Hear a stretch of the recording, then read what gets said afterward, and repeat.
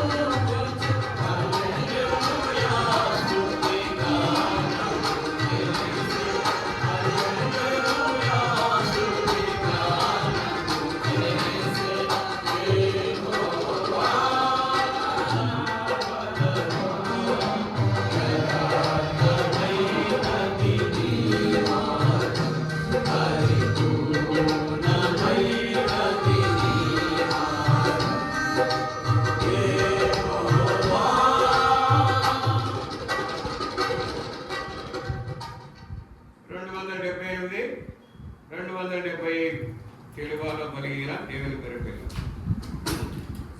శివుని గీతాల్లో 278 275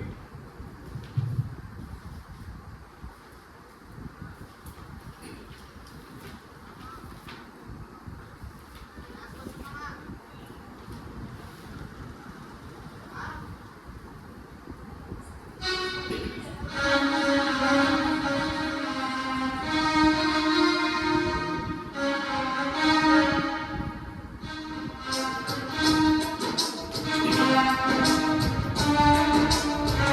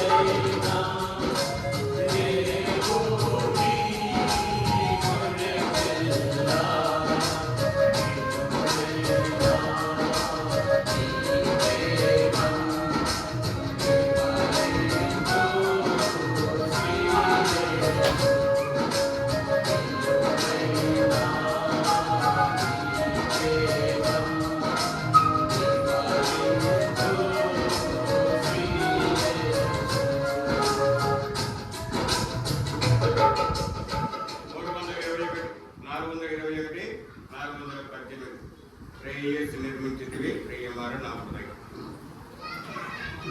421 418.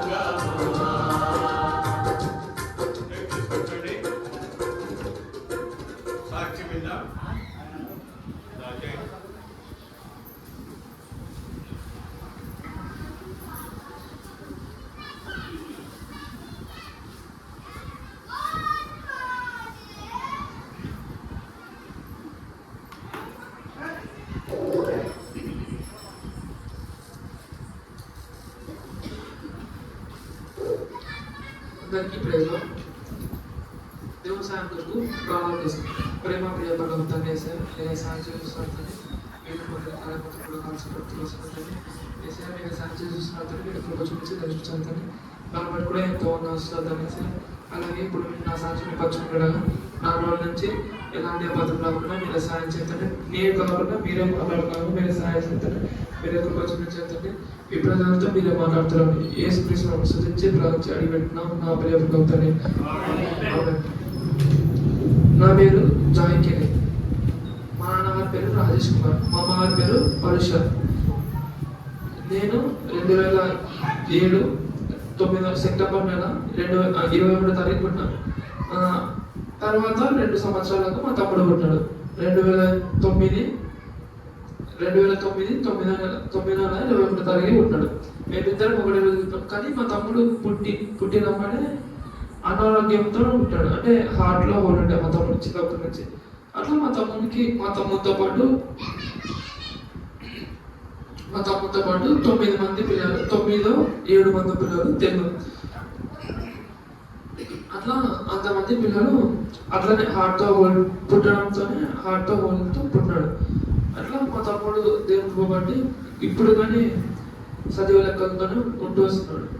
అట్లా మేమిద్దరం పుట్టినప్పటి నుంచి మా ఇంట్లో పరిస్థితి ఏంటంటే అంటే చర్చికి వెళ్తాం, సండే స్కూల్కి వెళ్తాం. కానీ సినిమాలు చూస్తాం, సీరియల్స్ చూస్తాం, ఫోన్ చూస్తాము, మూవీస్ చూస్తాము.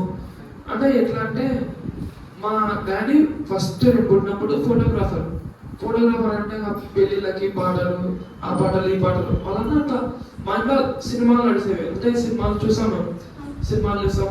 ఏమనంటే మా డాడీ కారణం అని చెప్తాడు. అట్లా మా డాడీ చూస్తుండేమంటే మేము కానీ చూస్తుండేమంటే మా ఇంట్లో నడుస్తుంటారు. అట్లా మేము చిన్నప్పటి నుంచి కానీ సండే స్కూల్కి వెళ్తాం, మన చర్చికి వెళ్తాం, సండే వెళ్తాం, ఖచ్చితంగా వెళ్తాం. మా ఊర్లో మేము ఒక్కటే వేరే ఊరికి పోయి మరి చర్చికి వచ్చేది మన సంఘానికి. అట్లా మేము చిన్నప్పటి నుంచి అట్లనే పెరుగుతూ వస్తున్నాం. నా 10th క్లాస్ వరకు నేను అట్లనే పెరుగుతూ వస్తున్నాను. తర్వాత సడన్గా 10th క్లాస్లో మా తమ్ముడికి హెల్త్ బాగాలేదు. చిన్నప్పటి నుంచి అనారోగ్యంతోనే అట్లా క్యూర్ అయితే వస్తుంది, కానీ హార్ట్లో హోల్ మాత్రం క్యూర్ అయితే వస్తుంది. కానీ మా తమ్ముడికి నా 10th మధ్యలో ఫిట్స్ వచ్చినాయి.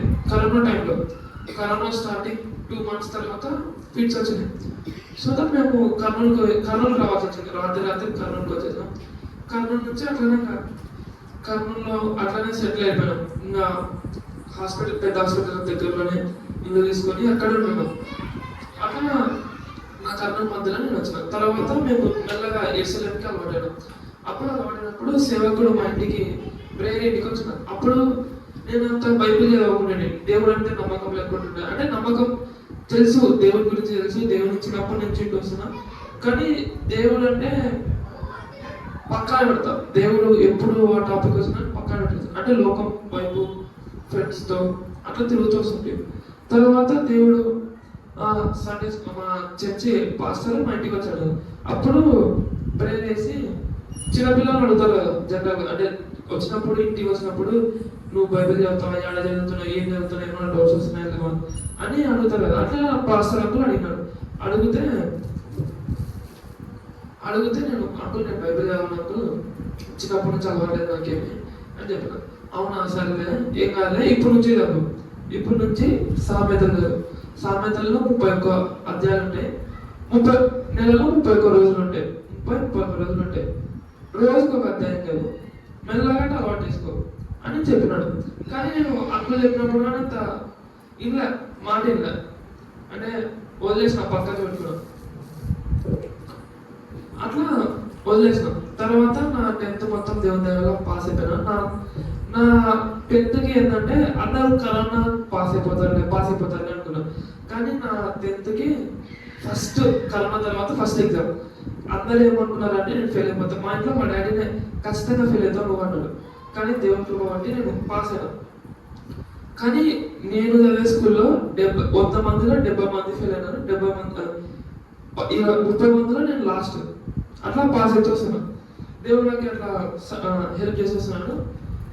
నేను డిప్లొమా అంటే ఇంటర్కి జాయిన్ కాకుండా డిప్లొమాకి పెద్ద టేకర్ కర్నూలు దగ్గర పెద్ద టేకర్లో బీచ్ కాలేజ్లో జాయిన్ అయ్యాను. అప్పుడు కానీ నేను అంత పట్టించుకోకుండా దేవునితో మాట్లాడకుండా దేవుని సన్నిధిలో రాకుండా అట్లనే ఉండవలసింది. నా ఫస్ట్ ఇయర్ మొత్తం అట్లనే గడిచిపోయింది. కానీ ఫస్ట్ ఇయర్ మధ్య నుంచి మా డాడీ ఏమన్నారంటే సాటర్డే చర్చి దగ్గర యూత్ మీటింగ్ జరుగుతుంది, యువరాష్ట్రంలో కూడా సాటర్డే జరుగుతుంది, నువ్వు ఖచ్చితంగా పోవాలని మా డాడీ వార్నింగ్ ఇచ్చినాడు, స్ట్రిక్ట్ వార్నింగ్ ఇచ్చినాడు. అట్లా నేను యూత్ మీటింగ్ వెళ్ళండి. తర్వాత నాకు ఫస్ట్ నుంచి నాకు కర్నూలు కోసం వచ్చి మా ఫ్రెండ్స్ నాకు ఇంగ్లీష్లో పాటలు ఉంటాయి, ఆ పాటలు అన్నింటినీ నేర్పించినాడు. ఆ మ్యూజిక్ ఆ పాటలు నేర్చుకుంటాను. అట్లా నేను మ్యూజిక్కి బాగా అలవాటు. అదే మ్యూజిక్ అదే స్లాంగ్ అదే మ్యూజిక్ నాకు చర్చిలో అనిపించింది. చర్చిలో బాగానే ఉంది. అంతకన్నా ముందు నేను చర్చికి ఎందుకు వస్తున్నా అంటే సాటర్డే నాకు చర్చిలో రేపు సండే వరకు మేము అరేంజ్ చేయాలి, మొత్తం స్పీకర్స్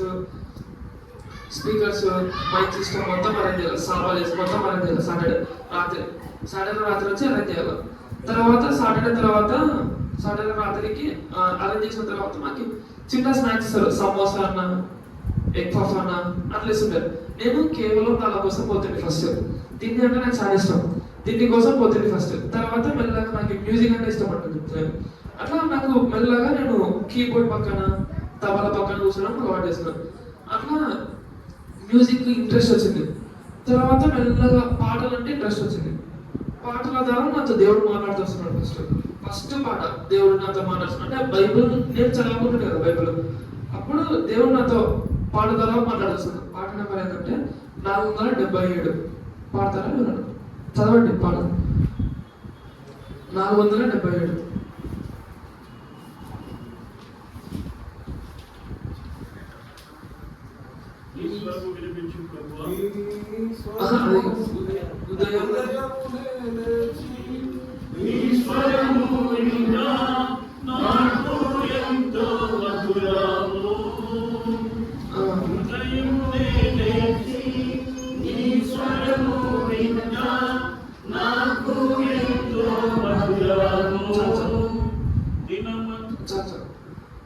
అట్లా దేవుడు నాతో ఆ పాట ద్వారా మాట్లాడుతున్నాడు. అంటే ఎమ్మాడే అంటే సడన్ గా అంకుల్ చెప్పినాడు, నాకు పాస్టర్ అంకుల్ నా 10th క్లాస్ మధ్యలో ఆ మాటలు గుర్తుకొచ్చినాయి.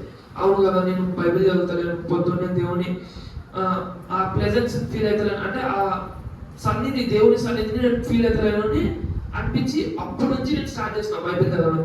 అట్లా మెల్లగా బైబిల్ చదువుకుంటా సండే స్కూల్కి రెగ్యులర్గా పోతుంటా. కానీ నాకు ఆ బైబిల్ చదివాక ఆ పాటలు విన్న తర్వాత నుంచి కొంచెం ఇంట్రెస్ట్ వచ్చింది. అట్లా నేను మెల్లగా బైబిల్ చదువుతుంటా ఉంటుండే. తర్వాత నా సండే స్కూల్ ద్వారా అట్లా కొంచెం బలపడుతూ వచ్చిన. తర్వాత నాకు బైబిల్ చదివేటప్పుడు సామెతలు 1:23 అది చదువుతాను.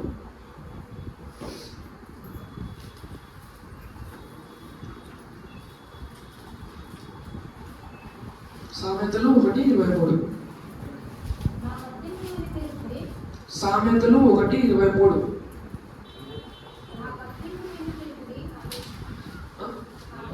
నా గద్దింపు విని తిరుగుడి. ఆ మాట నాకు దేవుడు ఆ మాటతో దేవుడు నాతో మాట్లాడుతున్నాడు.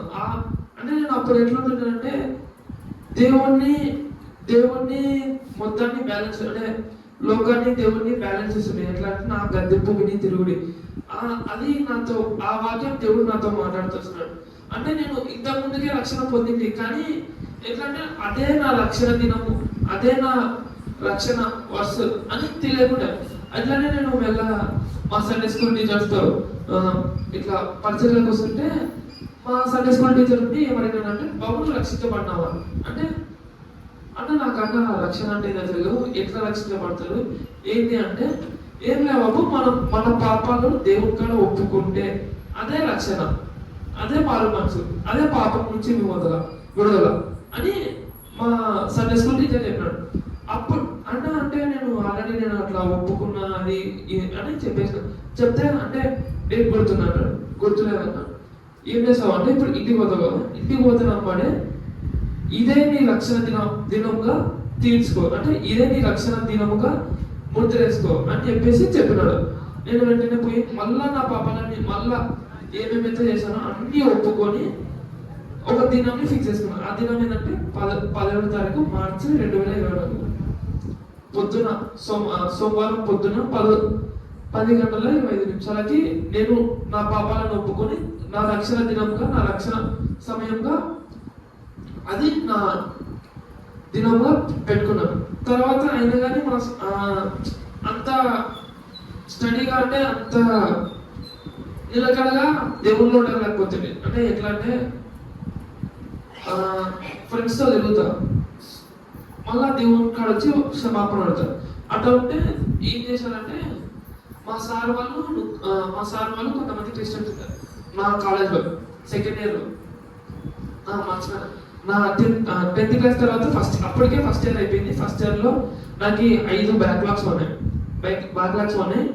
తర్వాత ఎందుకంటే ఏం చదవాలి నేను మా ఫ్రెండ్స్ తిరగడం. అప్పుడు నాకు కర్నూలు కొత్త, కర్నూలులో మొత్తం తిరుగుకుంటా, రాత్రి పూట తిరుగుకుంటా, మా ఫ్రెండ్స్తో ఎంజాయ్ చేసుకుంటా, బర్త్డే పార్టీస్కి అన్నీ తిరుగుకుంటా, సినిమాలకు తిరుగుకుంటా, బయట తిరుగుకుంటా, ఎంత టైం అయినా నేను రాకుండా అట్లా ఉంటుండే. తర్వాత అట్లా నా డిప్లొమా ఫస్ట్ ఇయర్ ఫెయిల్ అవుతున్నా. తర్వాత దేవుడు ఇదంతా కార్యం చేసిన తర్వాత మా సెకండ్ ఇయర్లో మా సార్ వాళ్ళు నన్ను బాబు క్రిస్టియన్ కదా, ఏదైనా కొంచెం స్పెషల్ మీటింగ్ ఉంటుంది ఫ్రెండ్షిప్ డే రోజు, స్నేహితుల రోజు. ఆ రోజు స్పెషల్ మీటింగ్ ఉంటుంది, వస్తావని అడిగాడు. సరే సార్ వస్తా అంటే, ఎందుకంటే నాతో పాటు నా ఫ్రెండ్స్ వస్తుంటారు, అందుకని బాగుంటుంది మా ఫ్రెండ్స్ వస్తుంటారు అని పోతుంటే అట్ట పోయింటే ఏం జరిగింది, ఆడ దేవుడు నాతో మాట్లాడాడు. మత్తయి 16:24 అర్థం. మత్తయి 16:24.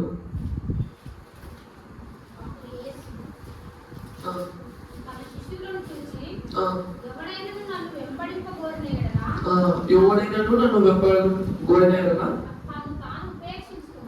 తను తాను ఉపేక్షించుకొని తన సిలువనెత్తుకొని నన్ను వెంబడింపగలను. ఆ వాక్యం ద్వారా దేవుడు నాతో మాట్లాడు. అంటే నేను లోకం వైపు ఉండకుండా దేవునితోనే నడచలాగా ఎప్పుడు నన్ను నేను తగ్గించుకొని, అంటే ఉపేక్షించాలని తగ్గించుకొని, తెలిసి కదా అందరికి, ఉపేక్షించి అనుకుని తగ్గించుకొని, నన్ను నేను తగ్గించుకొని దేవునితో నడచాలని ఆ వాక్యం ద్వారా నాకు అర్థమైంది. తర్వాత మెల్లగా మా సండే స్కూల్లో అప్పటి నుంచి నాకు ఎట్లా అనిపించింది అంటే, సండే స్కూల్లో స్పెషల్గా అంటే ఒక కొత్తగా అనిపించింది. అప్పటి నుంచి సండే స్కూల్ అయినా చర్చ్ అయినా ప్రతి ఒక్క మీటింగ్ని కొంచెం స్పెషల్గా, అంటే ఆ మాటలు నాకు తగులుతుంటాయి. ఏదైతే నేను తప్పులు చేసినానో అవన్నీ నాకు తగులుతుంటాయి. అట్లా నేను సండే స్కూల్లో కొంచెం వింటుంటే మళ్ళీ ఒక వాక్యం కలిగింది, మత్తయి 6:24.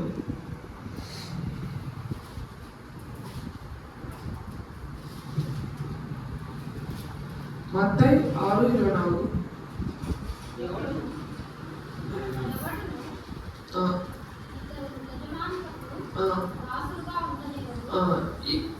ఈ సందర్భం ఎందుకు వస్తుందంటే, ఈ వాక్యం నాకు ఎందుకు మాట్లాడుతొస్తుందంటే, నేను అప్పుడు ఎట్లుంటుందంటే ఇటువైపు దేవుడు, ఇటువైపు లోకం, అంటే ఇట్లా రెండింటిని ఒకే సమానంగా చూసింది. ఎట్లా అంటే సండే మొత్తం దేవునితో స్పెండ్ చేస్తా, సాటర్డే మొత్తం దేవునితో ఉంటారు, సాటర్డే దేవునితో ఉంటారు.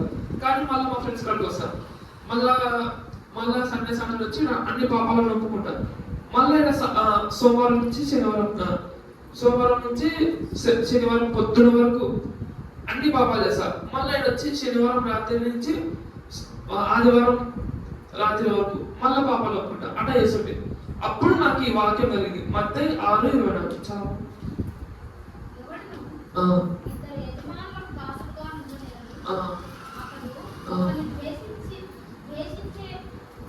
ఒకరిని ద్వేషించి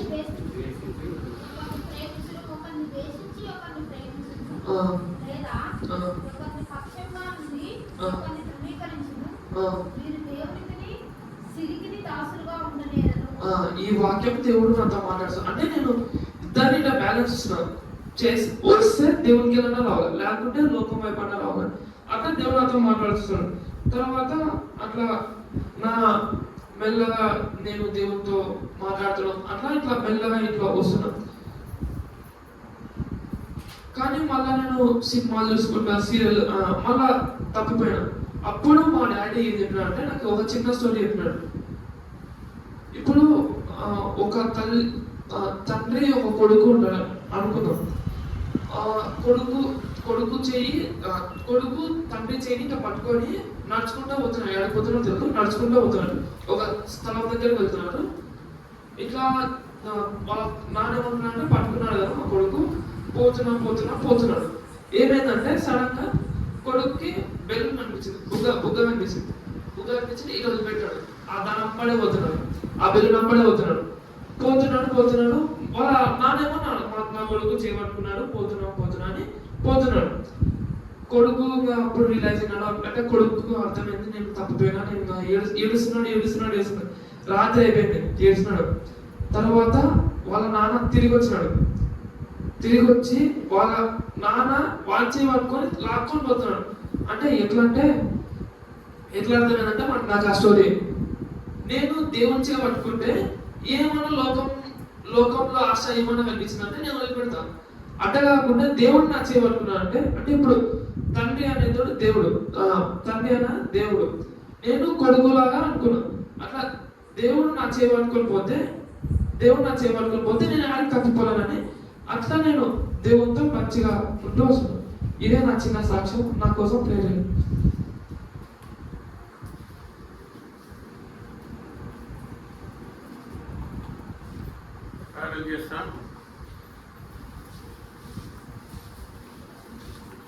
ప్రేమ తండ్రి, నమ్మకమైన చింకల దేవ, గొప్ప దేవ, వందనాలు చెల్లిస్తున్నాం. దయని బట్టి వందనాలు చెల్లిస్తున్నాం తండ్రి. మీరు వెతికి రక్షించుకున్నారు, వందనం చెల్లిస్తున్నాం. దైవాన్ని అనేసుకుని రక్షించుకున్నారు. ఆయన లోకంలో పడుతూ ప్రభా తండ్రి మరి ప్రభా లోకానికి దేవునికి దాసుకున్న వ్యక్తిని తండ్రి మీరు వెతికి రక్షించిన విధానం కొరకు వేసుకుంటున్నారు. ఆ విధంగానే మా ప్రభావాన్ని మరి తండ్రి కుమారుడు చేయబట్టుకుంటే తండ్రిని లోకంలో కలిసిపోతున్న విషయాన్ని జ్ఞాపకం చేసుకున్నారు.